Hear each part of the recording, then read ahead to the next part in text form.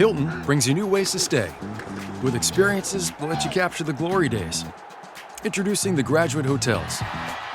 Each inspired by local college towns, these stays are always original and never boring. Get in touch with traditions all across the country and enjoy a stay that's a class above the rest. Book at Graduate Hotels with Hilton Honors Points at Hilton.com. It's a win-win. Hilton, for the stay. Hi, I'm Kevin Hassett, the author of The Drift and the former chairman of the Council of Economic Advisors. And I think that Steve Gates's message that you should refuse to be a victim is the best message that one can possibly have in society today, because there are people who want to make you a victim, and we need to educate ourselves about them and stand up. And that's what this show does. And you're listening to A Call to Right.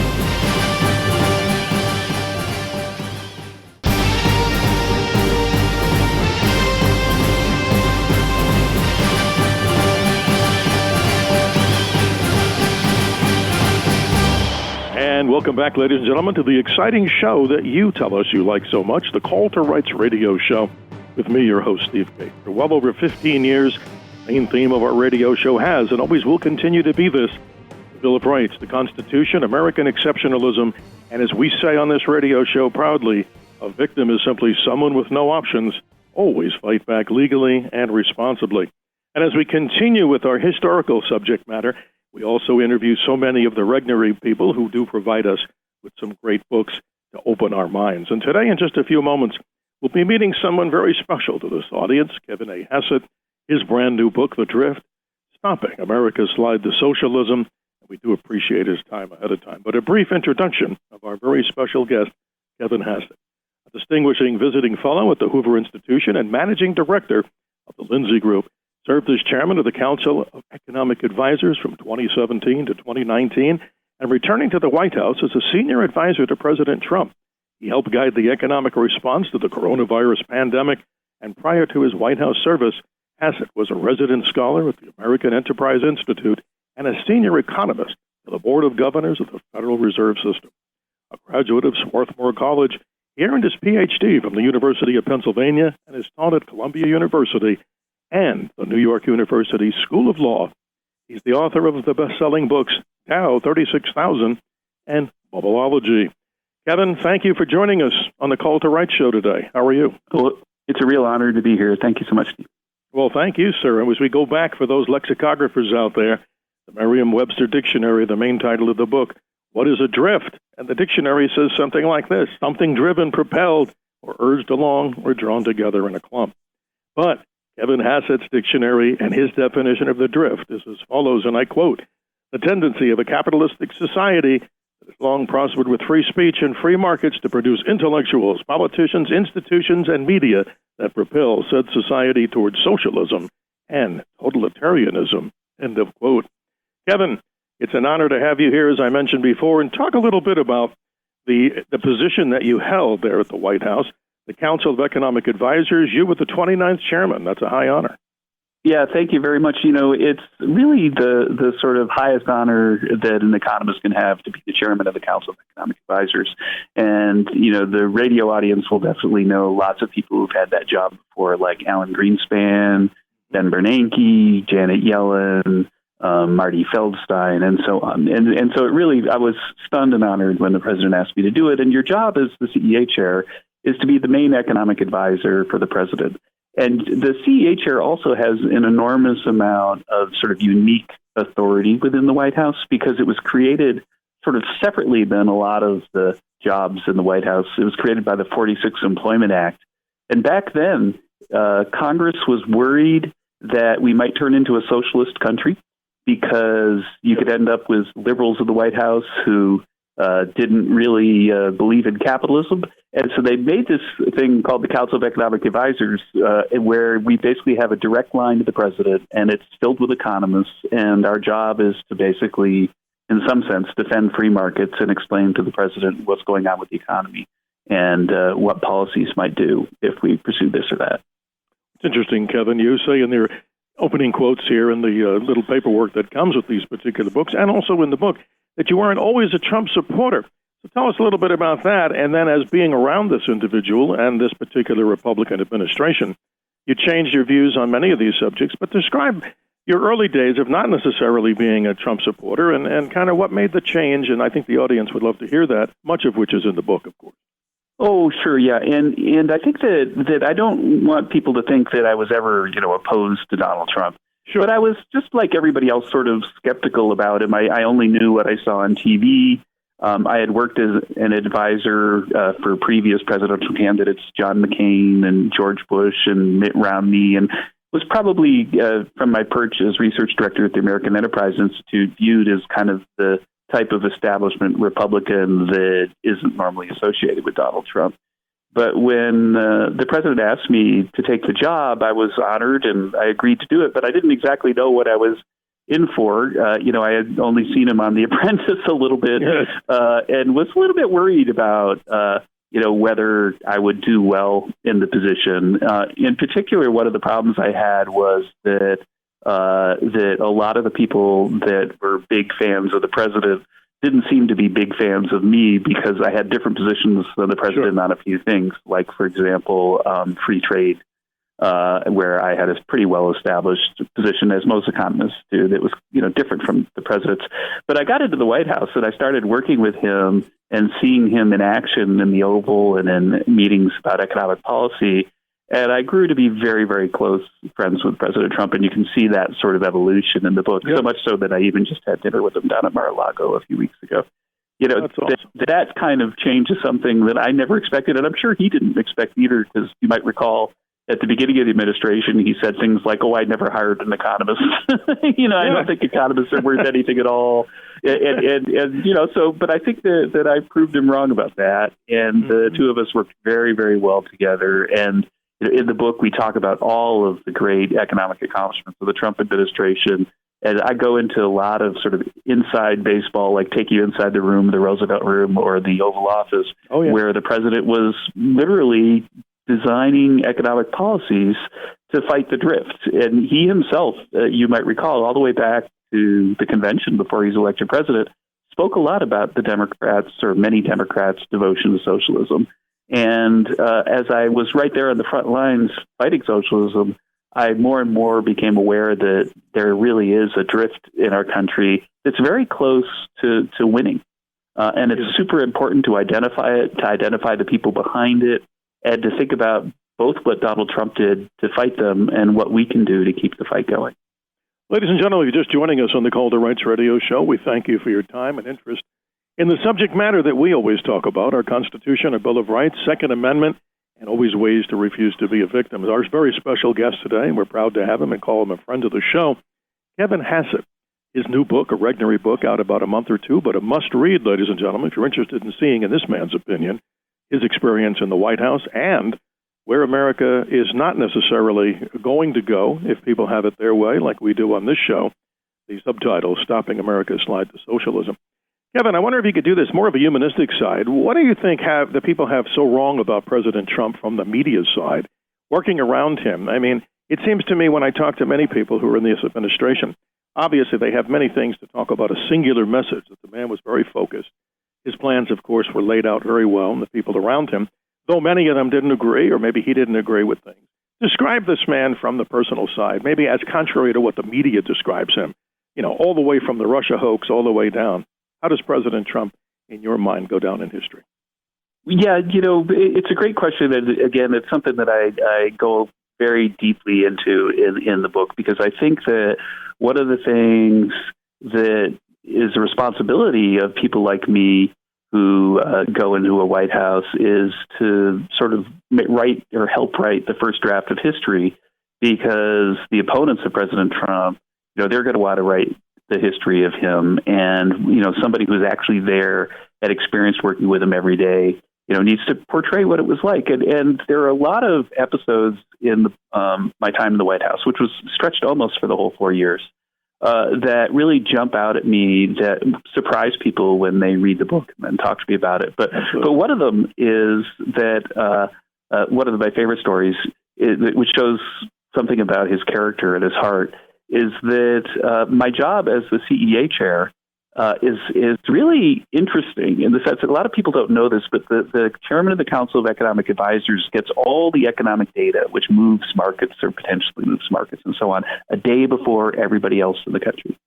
And the reason is that if the data are going to come out and cause a market collapse, then the White House needs to be ready for that. But of course, the data is very, very closely held with very, very high security. But the president is allowed to be informed by me about what the data tomorrow are going to be the night before. And sometimes he wanted to be, and sometimes he didn't want to be, because if he was going to go give a speech somewhere, he didn't want people to accuse him of leaking the data or anything, so he would prefer I didn't tell him, right? But in any case, one morning I had to be in Paris for a diplomatic mission. And it was going to be a jobs day, where the employment numbers come out, which is one of the biggest numbers. And the president wanted to be briefed on the employment numbers by my chief of staff, a woman named DJ Nordquist, who, when I was in the Oval Office, very often accompanied me. And she and the president just hit it off right from the beginning because they're both New Yorkers, so they, speak with their hands. Exactly. And, get, kind of agitated, and, about it. About that special personality that a New Yorker has, right? Exactly. But in any case, DJ and the president, really got along. But the president, when I told him I had to be in Paris and so someone else would brief him on the jobs data, it wouldn't be me, he said, well, just have DJ do it. And the thing that was unusual about that is that DJ's not an economist. So of course, she's had been around it so much that she probably knows the stuff better than the economists. And there are other members of the Council of Economic Advisors that normally would have done that. But when DJ, the president says, I want DJ to brief me, then DJ is going to brief him, right? He's the president. Well, anyway, so I'm off in Paris. DJ gets up the morning of the jobs report. She's got to go into the Oval to brief the president. And she's so distracted and nervous about it because it's her first time all by herself briefing the president that she steps in a pothole on her way to her car outside her house and breaks her leg. Oh, gosh. Okay, but DJ being DJ, and this is it sort of reminds me of the Spider-Man scene with the New Yorkers, right? And her parking spot, by the way, is pretty far from the White House. It's within the compound, but it was, a good 100 yards from where she had to go. She parked her car. She walked the 100 yards with a broken leg. She limped into the Oval. She briefed the president, you couldn't even tell that she had a broken leg. And then she limped back to her car, went to the hospital, and they had a lot of work to do and put a cast on and all that kind of stuff. There's a strong personality. It's a strong personality, but the thing about this is the story about President Trump is that when he found out that this had happened, he sent her the sweetest note about how honored he was to serve with people like her that are so dedicated to the country, and how the next time she needs to go to the hospital first. And so, it was just a wonder. And that was something that was not unusual. He comes across, of course, he's a very combative person on TV when people are attacking him, but he really does have a heart of gold. One of my staffers. Llévate más de lo que esperas todos los días con el nuevo Mid Value en McDonald's. Ahora puedes comprar uno y sumarle otro por $1. Así que cuando tu equipo favorito enfrente a sus rivales, enfrenta tus antojos con $5 Meal Deals. Y si estás corriendo para alcanzar el desayuno, corre al app para llevarte ofertas antes del cutoff. Tú decides, y con Mid Value, tu decisión siempre rinde más. Precios y participación pueden variar. BOGO $1 válido para un producto de igual o menor valor. Debe estar registrado en Rewards para ofertas en el app. Got colon cancer. And he found out about that and, checked in on him all the time and sent him handwritten notes, wishing him well. I can't tell you how many times I'd be in the Oval and he would have a friend or a friend of a friend who was in the hospital and he would take the call, especially during the COVID crisis. And so he really is the kind of person that cares a lot about supporting others in their time of need. And that is something that I almost think he hides from people on TV, right? It's not exactly something that you would expect. Well, Kevin, one of the more humorous ones that I read in the book, and I hope you don't mind me sharing it, is you're saying you're meeting the president, and obviously you're sitting there in the Oval Office, and he has this button, and he pushes it, and you're wondering whether or not, kidding, of course, that it's the nuclear button. But no, it's what? The little alert to help have the butler come back in to replenish the ice for his never-ending Diet Coke. Is that correct? Or to put his diet. Yeah, I think what would happen would be he would drink about halfway down the Diet Coke. and then hit a button and get the other one. I think he probably really doesn't like when it gets too icy and you don't really taste much Coke. That's exactly right. And so I never saw him have less than half a glass. But yes, I can remember my first time in the Oval. There's this box with a button, and when he pushes it, I'm like, oh my God, what's going on? And then what is that? With a Diet Coke. Yeah. Well, Kevin, I wanted to jump in the time we have with you, just a little bit more time, if you don't mind, sir. Just wanted to explore some of the side that you're the expert in this conversation, the economic side. You and, of course, an author, James Glassman, in 1999, write a book that I find so prophetic. It's interesting. The title, very simply, is Dow 36,000. Tell me if I have this right. I guess the main, or one of the premises in the book, that stocks are not the lesser, they're not as riskier than Treasury bonds. Is that kind of what you were saying there? And then look what the stock market is today. Yeah, so basically what our book said way back then was that stocks are really risky in the short run. They go up and down, and if you've got money that you might need to access 2 or 3 years from now, you should definitely not put it in stocks. But if you hold on to stocks for 10 or 20 years, if you're willing to invest for the long run, then stocks are not really riskier than bonds. They're a reasonably safe investment. In fact, there had never been a 20-year period where stocks haven't had a really healthy return all the way, going back to the early 1800s and data that we talk about in the book. And so we came out and we basically said that this was after, don't forget, in the 90s, there were a number of years where the markets went up 20, 30% a year, and, basically 5 boom years. And then everybody was saying, there were all these people out there saying, it's a bubble, and don't put your money in stocks. And Jim and I came out and said, well, no, it's not a bubble. It's just that people are getting more and more comfortable owning stocks, and they have more ways to do it with mutual funds and so on. And so it's natural that prices would go up. And so if you're willing to hold for the long haul, then you should invest in stocks. And in fact, we said that the Dow would be fairly priced back then, even at 36,000. So there was a lot of upside for stocks to have. Well, you probably remember, because I was very young at the time when I wrote this book. The book became a sensation, right? I mean, we were on the cover of every magazine. Oh, but the left just hated us. Do you remember this? Of course. Like all the abuse that we took from the left. And it relates back to the drift. So the reason why the left hates the idea that everybody owns stocks, everybody should invest in stocks, is that if they do, then they're not going to hate capitalism. Right? Because you're going to own some capital and it's going to make you wealthy. And then you're not going to turn against the society that our forefathers built. And so I really kind of ran into a buzzsaw with Dow 36,000. And of course, at the end, the numbers vindicated us. But the buzzsaw was my first introduction to the drift. So why is everybody so upset about the message that the little guy should own stocks? Well, they could just go back, Kevin, to November 21st, 2021, when the Dow magically crept up to that mark that your book is entitled. And it's above it. It's above it now. And above it. There you go. Yeah. Kevin, a couple of more questions that we have, and I know time will run out here. But again, many thanks to you, and I do appreciate your time and service to our country, and especially this radio show. Jerome Powell is the Fed chair. I just wanted to know, give us a little crystal ball. I mean, do you really feel that with what's happening here with the Biden administration, does it look likely that the Fed chair will raise interest rates here in the short term? Many people are concerned. That, of course, affects mortgages and other things, people's 401ks. What say you, to give us a little prediction? Yeah, and one of the things that the CEA chairman does is that every 3 or 4 weeks he has lunch, or he or she has lunch with the Fed chair.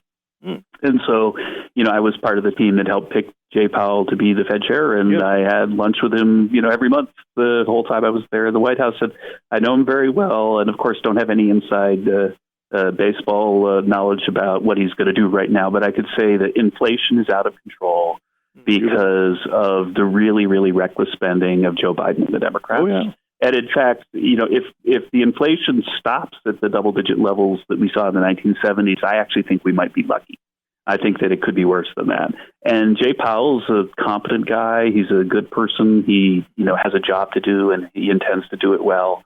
And so, yes, interest rates are going to go up. Interest rates are going to go up quite a bit over the next few years. That's and so you heard here on the Walter Wright Show, folks. There you go. Yeah, if you're wondering whether you should buy a house now or 6 months from now, I would buy it. A couple of quick ones. What are the main things we need to watch about the creeping of socialism in the drift? Some key points that, of course, people can read the details of the book. And then I want to get your perspective on what we need to do with China. So many people are concerned. You, of course, headed up the second part of the pandemic in the Trump administration. I mean, we're worried about things like this, and we're concerned in a more educated way. Yeah, well, I think that socialism is truly the objective of a big chunk of the left, and they don't want just sort of friendly, 1970s Scandinavian-style socialism. They want totalitarian socialism. And that's why when somebody like you or me goes to a college campus, that there's protests and people get beat up and they try to cancel conservative speakers and so on, because that's basically what they want to do to the country. And so in the book, The Drift, I very carefully detail how that works, who these people are, how they're indoctrinating our children to be socialists, and what we could do about it. But I think that the main thing that we all need to recognize is that there's a big chunk of the left in the U.S. that's committed to the drift, that they want our country to become socialist and totalitarian, and that they control universities. And if you wonder what their view is for what America should look like, you should look at the campuses, because that's what they're trying to turn us into. And so that's the thing. So if you're a town, and you could think about like some school boards, right, is starting to do really crazy socialist stuff. That's the plan. And when you see it happen, then you should read The Drift and then come up with or learn some of the recipes we have for fighting these people. And finally, the China problem. What say Kevin Hassett on this? I mean, it seems to be everywhere. And I think a lot of people really need to know what's happening with China affecting America's sovereignty. Well, one of my favorite anecdotes of the book, which I was actually counseled against putting in the book, and it might be that you didn't make it this deep into it, is that I'm out in the playground playing basketball with my son one day, and then I basically get harassed by Chinese spies. And it was because, and then I get told by the security guys that the Chinese spies, that China tries to intimidate people who are in the U.S. government that are involved in China policy. And we saw these people like taking our picture, two Chinese people, or one Chinese person was taking our picture and looking at us. And then we drove around the block and another person got in the car with them, and it was clear that they were surveilling us. Amazing. And so then my son and I actually, which is what I shouldn't have done, followed them. And that's when my security guys later told me that was a really terrible, terrible choice, because it could have been dangerous. But the point is that the Chinese government is right now, hell-bent on, some kind of world conquest, whether it's violent or economic. And they don't have the kind of morality the government doesn't. Of course, the Chinese people are wonderful, but the government doesn't have the kind of morality that most governments do. And they're willing to do things even like harass people when they're out in the park playing with their kids just to try to intimidate our government. And so the China threat is real. President Trump stood up to them. It drove them crazy. And President Biden, probably his Afghan policy is better than the way he's treating China right now. And so I would expect both China and Russia to be extremely adventurous over the next few years. And that's a real big risk to the global economic order. Well, as you know, in your book, theorist and philosopher Marshall McLuhan said we have to watch media, and I quote here from your book, as he said, TV tends to foster patterns rather than events. You write eloquently. In other words, TV provides a narrative with a theme and a moral. So a lot of the information we're getting here is slanted by our media. You get the last word as we conclude this particular interview with Kevin Hassett. Yeah, well, thank you so much for letting me on your show. And I can tell you that the bottom line is that the media is filled with people who go through these universities that are hell-bent on socialism and totalitarianism. The top guy at Harvard becomes the top guy at the New York Times. And that these people are engaged in something that patriots need to stand up against. And I think that once you actually look at the details of how it works by looking in between the covers of the drift, then you'll understand the gravity of the situation that we face, the amazing accomplishments of Donald Trump, who understood the drift and stood up to socialism, and the responsibility that really falls to us to identify these folks and stand up to them is really serious. So I hope everybody has a chance to have a look. And if you're concerned about the future of our country, then I think that my book is partly, what you need to know to prepare yourself to win the struggle. Well, Kevin, it's a real pleasure and honor to have you here on the Call to Rights radio show. Again, a recent Regnery book, The Drift, subtitled Stopping America's Slide to Socialism, written by Kevin A. Hassett, former chairman of the President Trump's Council of Economic Advisors, and so much more here. Kevin, you'd be kind enough to stay on the line with us as we go to the hard break at the bottom of the hour. This concludes another exciting edition of the Call to Rights radio show, again, talking about American exceptionalism, our Constitution, our Bill of Rights. And as we always say in our radio show, Kevin, the main theme of the radio show is always refuse to be a victim, because a victim, in our opinion, is simply someone with no options. Fight back legally and responsibly. And we do appreciate your time here on the Call to Rights radio show. Well over 15 years talking about these great subjects. Thank you, Kevin Hassett. Thank you.